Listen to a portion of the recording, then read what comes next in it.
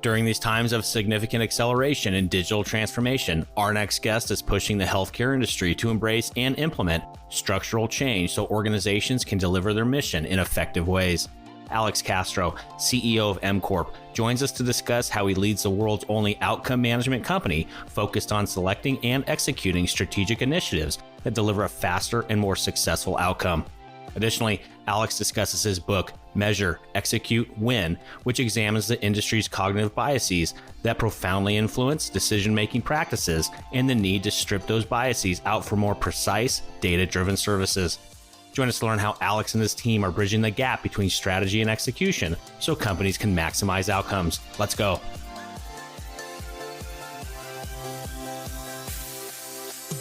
Welcome to Passionate Pioneers with Mike Biselli, where we highlight and speak with the innovators, the game changers, and the pioneers who are deeply passionate and relentless in solving the problems our world is facing today. This is your opportunity to connect with and learn from these leaders and to support them on their mission. Perhaps they will soon be hearing your story as well. This is Passionate Pioneers with Mike Biselli. I look forward to having you on this journey with us.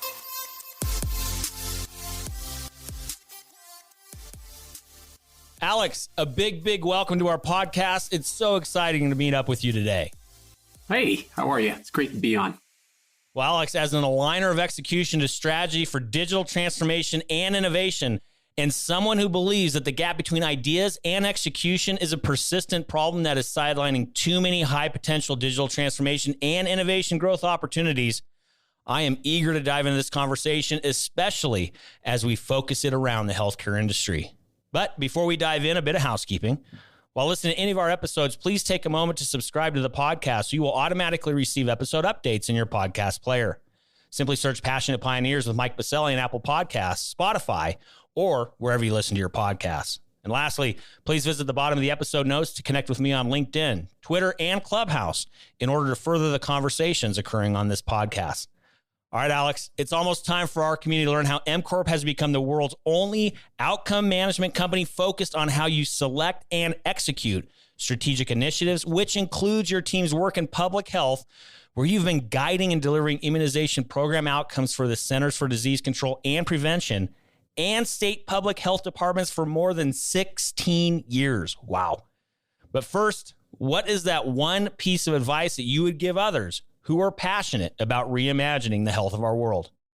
Be adaptive, because the world that we are in is changing faster, I think, sometimes than our own biases can keep up with. Now, there's so much I want to ask on that because so much has happened over the past year and a half, Alex. Would that have been your one piece of advice back in 2019 before the pandemic? Probably not. In 2019, it probably would have been more, you're too stuck in dogmatic thinking and, what will it take to get you to look at the next generation of process approach. But yeah, I think 2020 crisis definitely stimulated artificially a lot of need to do things differently and look at the world differently. Unfortunately, a lot of people had to suffer for that. The upside is that it's really helped transform the way that we look at ourselves and the people around us and the healthcare business overall. Well, I couldn't agree more. Joking aside, it was one of those points in time where we had to innovate. We had to adapt because there was no other option. This was a must. This was a need, especially in healthcare. We saw the compression of time in regards to the cycles of adopting, say, telehealth, or how fast we rolled out vaccines. I mean, the notion of, back before the pandemic, it's going to take 6 to 9 months just to pilot your telemedicine application. Then we had to adapt. We go into the pandemic. It's now taken, 3 to 6 days to stand up a technology. And I'm sure you've seen that with your own practice, Alex. Being adaptive and adapting in this current environment is crucial. And I'm imagining, Alex, are you feeling that we're going to need that even moving forward because things are going to continue to accelerate? Would that be true? I believe so, but also I think that people expect that of us now. We are our own worst drivers in this process, right? Because we're not just involved in the healthcare space and doing things here. We're also customers of it and we're users of it. And we are citizens of change ourselves. And so The thing that I continuously reflect on is that back in August of 2020, our initial team was asked to begin to develop the COVID vaccine distribution system for California, as an example. And this was before a vaccine was even available. There was no understanding of how it would ship, how it would work, where it would come from, the volume, how the specifics and the details around the vaccines themselves would work. And our teams had to develop the strategies and implement them within months to be ready in our first release in November of how to distribute vaccine for COVID, which was a brand new entity within the market. Well, you're teeing me up perfectly for the rest of our conversations, because we're going to dive more deeply into that. Talk about, obviously, your history and how you got to where you are today to be able to deliver on something of this such magnitude. And we're going to dive into all of that after we get back from thanking our community champion sponsor. Located in Denver, Colorado's nationally ranked River North District, Catalyst is a healthcare innovation campus that brings together stakeholders from across the industry to accelerate innovation and drive real, lasting change our nation desperately needs.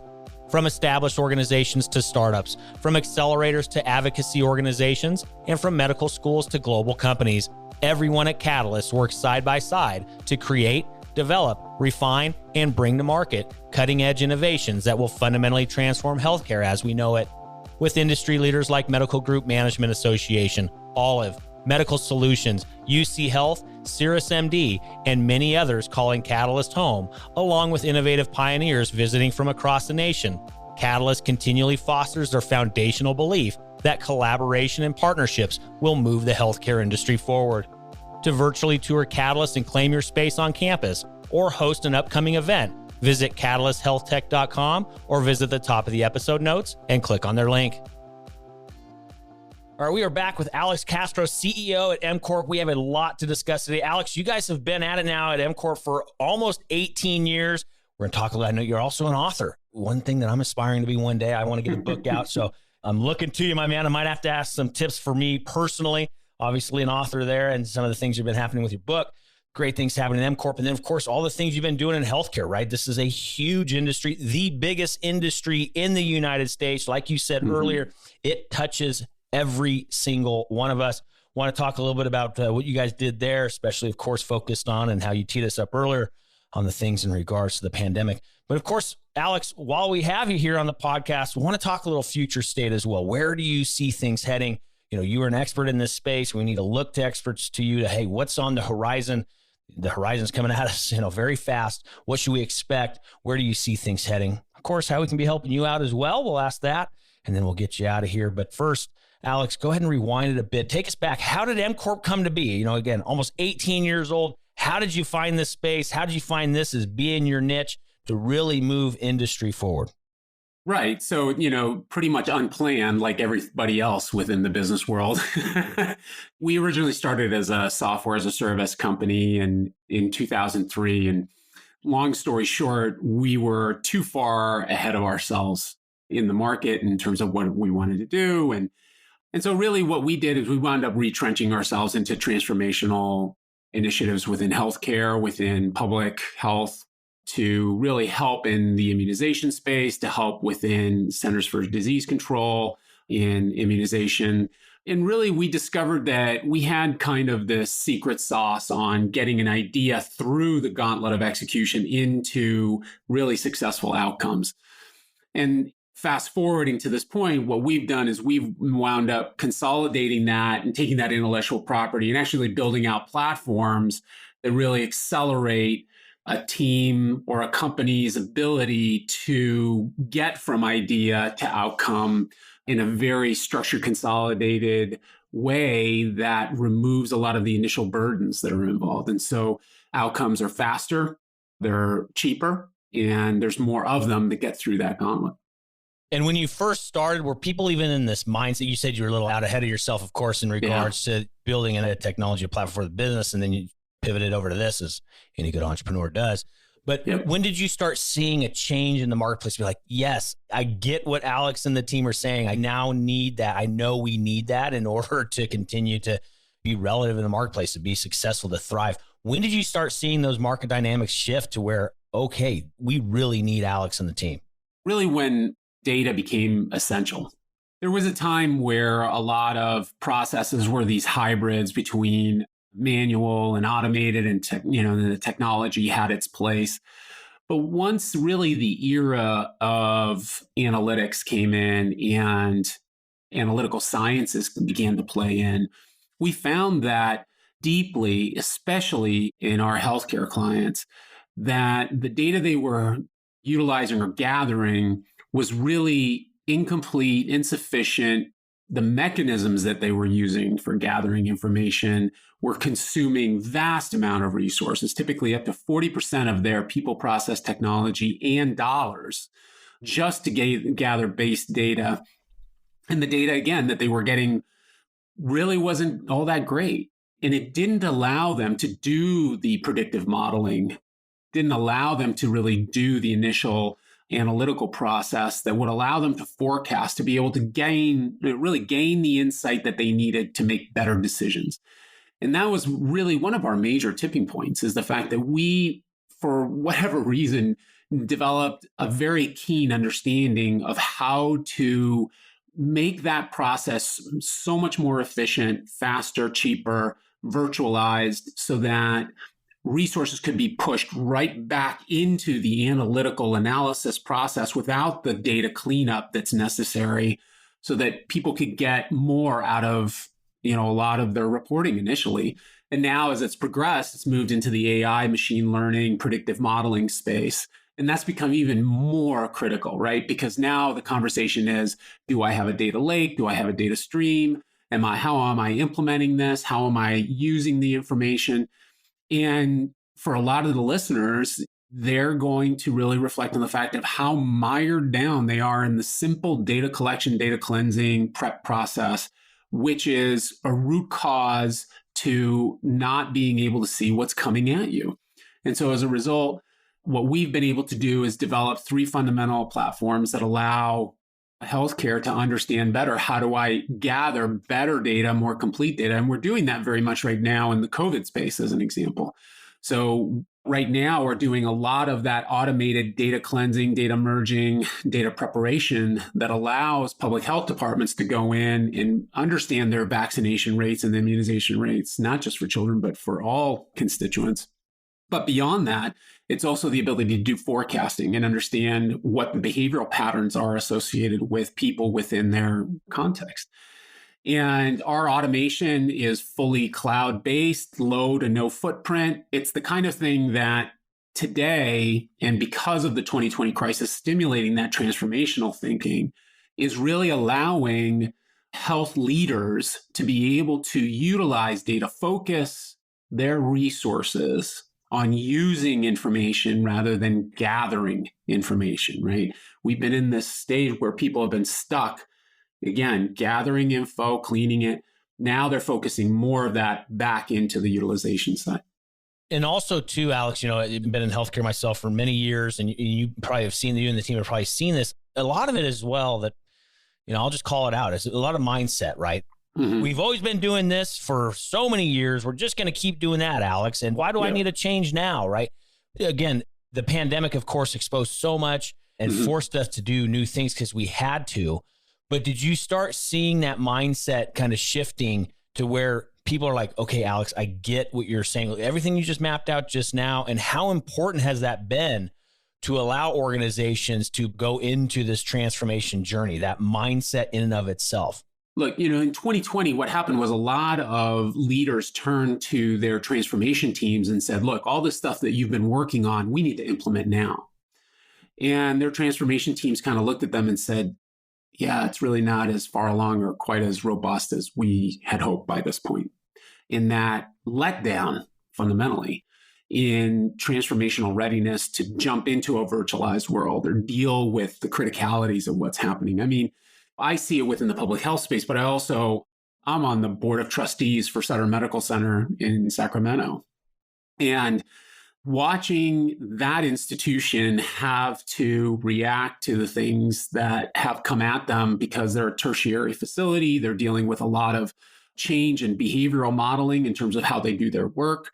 I know of hospital systems across the country that are drowning in cost, right? And now the trend is outsourcing rev cycle, IT, any kind of admin function, from the person greeting you to a lot of the back office operations, completely outsourcing that into a pooled resource model that a lot of entities are offering.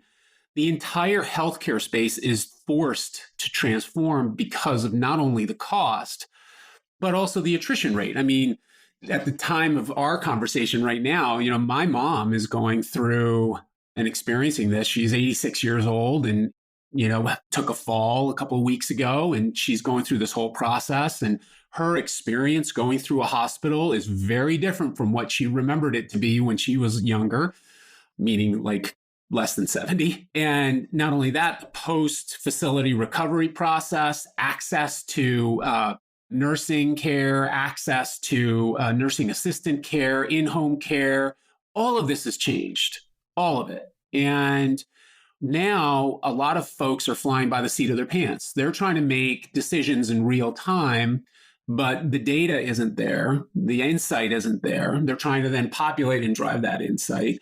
And so it's almost this perfect storm that is causing a tremendous amount of disruption within healthcare, not only from the provider side, payer side is having to deal with a lot of different issues as well, but also from a public health perspective, from a personal health perspective. And that perfect storm, while it creates a tremendous amount of disruption, I like to offer that it is an indicator of potential and to increase opportunity to now take that leapfrog approach to doing the next generation of healthcare without having to truly go back and convince a mass audience to do it differently, right? Because the audience is now screaming for it from every context within healthcare.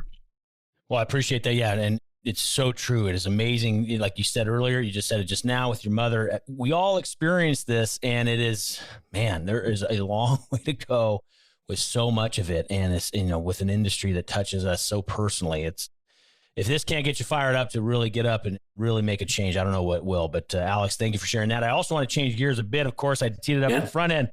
I'm looking at you as somebody that I want to aspire to be an author, all of that good stuff. Amazon bestseller, published a book. You're also the founder of the REM Score. I want to unpack that a bit. What might our leaders that are listening in, Sure. Let's talk about that. What was it like writing the book? What was the experience of launching REM Score? Measure, Execute, Win by Alex Castro. You can find it on Amazon, #1 bestseller. Let's talk about being an author. What was that like, and what can we learn from all of that as well? Yeah, and I'm sure a lot of people listening to this have felt the same way. It's like there's a lot of great thinking stuck in people's heads, right? And it's there and it bounces and rattles around. And I actually articulated this in my dedication, is that if I had just gotten the book out sooner, the quality of life of the people around me would have been much higher, right? Because they have to sit there and listen to me like constantly brainstorm outward on it. But really what it was a driver about is, again, out of our business and really what we're seeing in the industry is the cognitive biases are deeply influencing decision-making practices. And those biases are what is really derailing about 80% of the great ideas that we and our teams are having in terms of how to do something better, how to execute or grow or provide better services. And the challenge for leaders, for executives in this context, is that they believe that they have a knowledge base. And what I tend to really reflect to them is that historically, if you look at the 20 years of behavioral economic data that supports, a lot of where I come from, is that it's these predisposed biases and beliefs that really influence us into a direction that's not accurate. And then what happens is that we come up with this idea, we come up with a strategy, and we lob it over the wall to a team or a project manager, program manager to go and execute this thing, either operationally, technically, or some other facet. And this person is looking at what they've just been handed. And more often than not, they're like, yeah, this isn't going to work. I know it's not going to work. I can't tell you why it's going to work. But now I'm tasked to go do this thing. And, as I said, 80% of these strategic initiatives either fail outright or get reduced by 40, 50% just to get there and double and triple in budget. And then people are looking around saying, what the heck happened? And the reality is that if we can measure, really do an analysis, because now we're in the age of analytics, right? We have this capacity, harvest that information, process it, measure it, and provide a score back, like a credit score, almost like a strategic credit score that says it doesn't validate that the idea is good or a bad idea, right? Because there's a difference between good idea, or idea execution versus project or initiative execution. In understanding that, we can narrow what we invest in. And we can invest in the things that will actually execute and can be delivered. And what that begins to do is that you begin to build deeper momentum into your execution capacity, because there's this deep belief that says, hey, look, I just did this thing last week, so we've got the capability to do this. And I kind of come back to them with a sports analogy and say, well, the team that won the Super Bowl last year should win the Super Bowl this year, right? Because they've got all the processes nailed. They've got all the same players. They've got all the same processes. They've got the tape and the analysis and the preparation, right? They did it. So they should be able to do it again, right? And it doesn't work that way. It simply just flat out doesn't work that way. And what gets thrown in the middle of that is decision bias. It's these cognitive biases that we use as leaders to make our choices in terms of what we're doing. And if we can strip that out and we can look at something from a pure sense and really measure it, and not only measure it, but measure it in a few days, not months, we can actually make more precise, data-driven decisions that allow more initiatives to get through the execution process because the people we're handing them to are better aligned. The issues that need to be resolved are resolved before we engage, the process or the life cycle. And so the outcomes are better.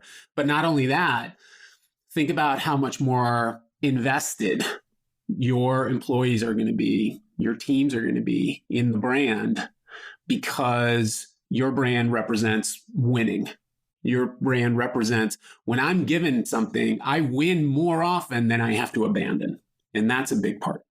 Well, and that's the reason why I wanted to highlight this, Alex, is because these are just absolute structural issues within healthcare, right? I mean, it's such a big industry. Again, touches all of us. It's the biggest industry in regards to GDP. And I love how you said, Alex, that it narrows the focus for success, right? Yes. There's so much to accomplish within healthcare, but then, of course, as you mentioned, you start, layering on top cognitive bias, and then all of a sudden, there's so much thrown over that nothing gets done. But if we can come back, narrow the focus, success begets success as well, Correct. Right? All of a sudden, we start getting in this mindset of knowing what has a high probability of winning and being successful. And how to win, right? Yeah, and how to do it, right? Part of what happens when you begin to measure that capacity and capability and its alignment to the idea is you begin to really understand where those vulnerabilities are and why they exist. And depending on how aggressive your strategic initiative is, it could be an acquisition, it could be a new product or a new type of offering within the market, or doing something in the back office to do some optimization kind of a thing. When you begin to understand how to metric that out and utilize those metrics to correct the misaligned capabilities within the business, you begin to see a momentum going forward of productive winning. And that winning inserts such a stimulus of excitement and commitment to the brand purpose that it feeds on itself, and you start to really see and overcome a lot more things in meeting the challenges as they come at us, because we're not in this place anymore where you get to adjust or a second chance or kind of retool. The costs are too high. The consequences are too high. People just don't tolerate it. Us as consumers don't tolerate it, right? If you're driving customer experience in association to patients, they don't tolerate it. So you've got to be able to nail it on the way out. And if you don't get a chance to recover. There's so much to unpack there. This is so exciting, Alex. And extend the podcast, make it bigger. Right. We're going long. We're going to extend the version today. Does this sometimes get under people's egos, right? because, this is my baby. I want to throw this one over the fence. I know this one's going to win, Alex. This is it. This is going to be a home run for us. But, then you throw it over the fence and then the rest of your team is like, no, this ain't going to work. How does this line up? How does this square up with some of that status quo, the kissing the ring of orthodoxy? This is how it's always been done.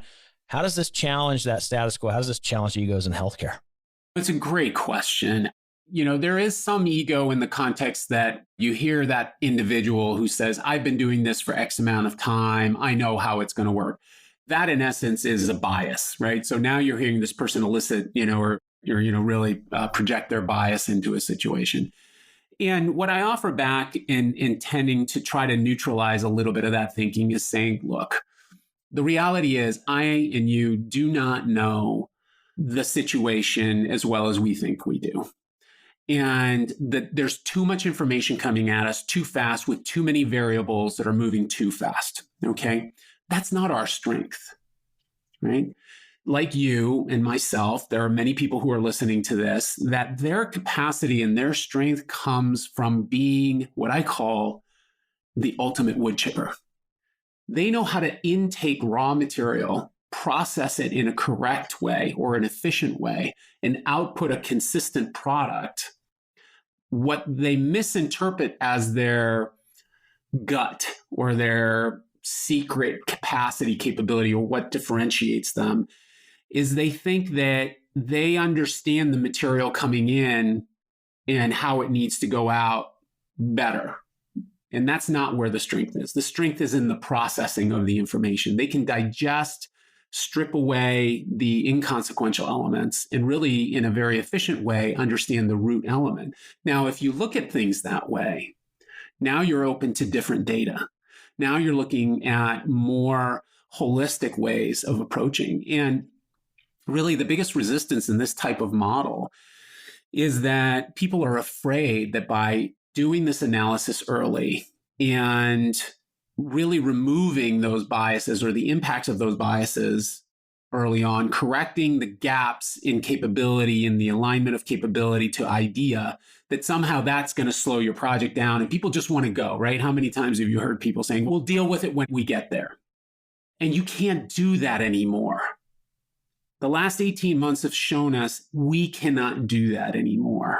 And this existed prior to that, but we can't do it anymore. And more importantly, the people who we serve expect more of us. And so the timeline is even shorter.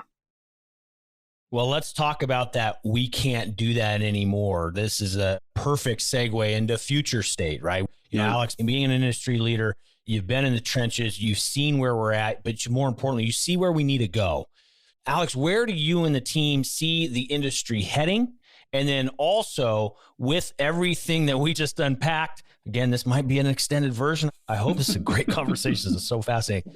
Everything that we unpacked in regards to your body of work over the past, 2 decades, where do you see things heading for your teams? And of course, as I mentioned, the industry at large, because like you said, we cannot keep doing this anymore. What's next? What's next really is stripping away the things that we traditionally relied on and really moving towards what is more productive, right? And so I'll focus in on that. So it's not such a generic statement, meaning that we traditionally spent a lot of time doing analysis paralysis work, right? In the sense, is this the right idea? And we spent a lot of time gathering the information to make a better decision necessarily, or what does it need to do, or the core data that we needed to pump into our analytical or predictive modeling or AI and things like that. And the reality is that those types of works have to now become almost a as a service model. We don't need to own that stuff anymore. This idea of pure ownership of every touch point within the supply chain associated to what we do is an antiquated management model. It really is. And for anybody who may be raising an eyebrow at that statement, it's not a judgment of you. It's simply the fact that, again, we are in a space that the economics and pace do not allow for that traditional circle the wagons, own every touch point model.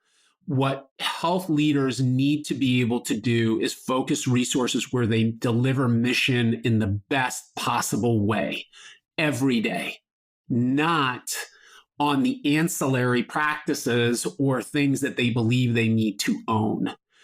And once that threshold can be crossed and that conversation can begin, then you're going to start to see this exponential sort of I hate to overuse transformative, but this really exponential adaptive model towards healthcare and providing healthcare within the context of a changing federal system, supplier system, as well as patient system. And so the thing that I think, as we began this conversation is saying, what's the big change? The big change is the fact that we have to be adaptive, and we can't do that if we're anchored into these old ways of thinking, into owning every process in the chain, having domain over every single thing. It's just, if you take any sliver of what you do as a professional, for anybody who's listening to this, who is truly in the healthcare profession, if you take a look at what you do and across the business, the complexity of your role and the roles of other people has exponentially grown in the last 2-3 years. You can barely keep up with your own level of expertise within the context. Now, to say that you're going to wrap your arms around every single facet of that big diamond that we call healthcare is, I think, utterly unrealistic. And it's to our own detriment, and it slows our own progress down. And what we really need to begin to adapt to is saying, look, I want to be able to bring things in as a service. I need to be able to bring them in, utilize them, let them go, and then effectively apply them when I need them. But my core work, my core people, process, technology, and money are being spent on mission delivery, and mission delivery almost exclusively. And everything else is an ancillary benefit to that. It is not something I directly have to have control over. Wow. But we're going to leave it right there because you nailed it. I love having our healthcare leaders focused on mission. It's so powerful and it's so needed. We have to get there. We need to continue to be focused on that. They do. And all of us, we need to empower each other to do it, right? It is going to take all of us to move this behemoth of an industry forward, and more importantly, to create the industry that we all know we can. We have some of the smartest, brightest, most passionate people on the planet in this country. There's no reason why healthcare and innovation cannot be the leading industry for other industries to look at, right? There's no reason why we can't. There's amazing minds working in this industry, and with leaders like you and sharing these thoughts with our community, these are the ways we're going to get there. So think of that, Alex. But of course, we want to flip the script on you as well, how we can be helping you. What's one problem, need, or question? This amazing community that's tuning in on the weekly, what's one problem, need, or question that you and the team have that they can be helping you with? Really from hearing from people would be fantastic to understand where is the resistance that they're seeing in the industry to adapt to a more nimble model. And for me, I always like getting that data feedback, right? I'm a data geek. So I love to get that kind of elemental feedback and looking for ways that truly, holistically, the entire conversation can be advanced more productively, right? Because it's, too many times people look at change as a judgment, and it's not, it's conditional. The 2020 crisis was not something that was engineered, it's conditional. And we had to adapt. And so I'd love to hear from the audience and the industry as a whole, or have the opportunity to come and talk to different groups about where is the real struggle in adapting to a more of a nimble model and really getting, so that helps us in refining our ability.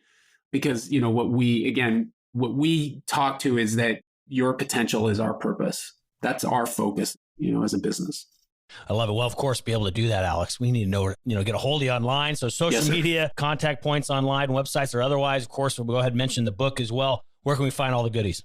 All the goodies, you can find them principally at www.the-mcorp.com, the-mcorp.com. You can also look me up on LinkedIn. I also have alexcastro.io. Pretty much just type my name in, MCorp, and you'll have a plethora of listings, good, bad, or indifferent. And the book. Where can we find the book? Book is on Amazon. It's also on Audible. So if you like to have a nice listen to it, that was a great adventure recording a book. There was a lot of laughing in between. So, trying to keep it focused so the listener just doesn't lose interest because you're just cracking up all the time. But yeah, so Audible and Amazon, and it's really inexpensive and a great airplane read. If you're getting on a plane these days or you're on a train and hanging out, yeah, grab a copy. It'd be great. Well, for our community, just simply scroll down in your favorite podcast player to click on through to get a hold of Alex and the team. Also, you can head over to our free global online community at passionatepioneers.com. There will be a post for Alex in the episode where you can also leave feedback, comments, or otherwise for Alex and the team, again, over at passionatepioneers.com.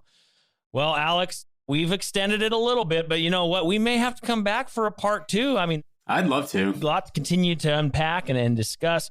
You're doing great work, my friend. But before we get you out of here, I do have one more piece for you. It's a fill in the blank. I'm a passionate pioneer because I believe in change. I mean, it's a little corny, but no, it's not. It's hard stop, man. You started it off with, hey, you got to be adaptable. We're going to believe in change. That's, good bookends right there, my friend. Alex, thank you so much for taking the time to join us today. This conversation is needed now more than ever because things are only going to continue to accelerate. We need to have this mindset and carry us forward. So thank you for spending time on the podcast. And more importantly, thank you for spending time with our community. We really appreciate everything that you're doing. Thank you for being with us today. My pleasure. Thank you so much for being inclusive, and I'm excited for what you're doing on this podcast. So thank you.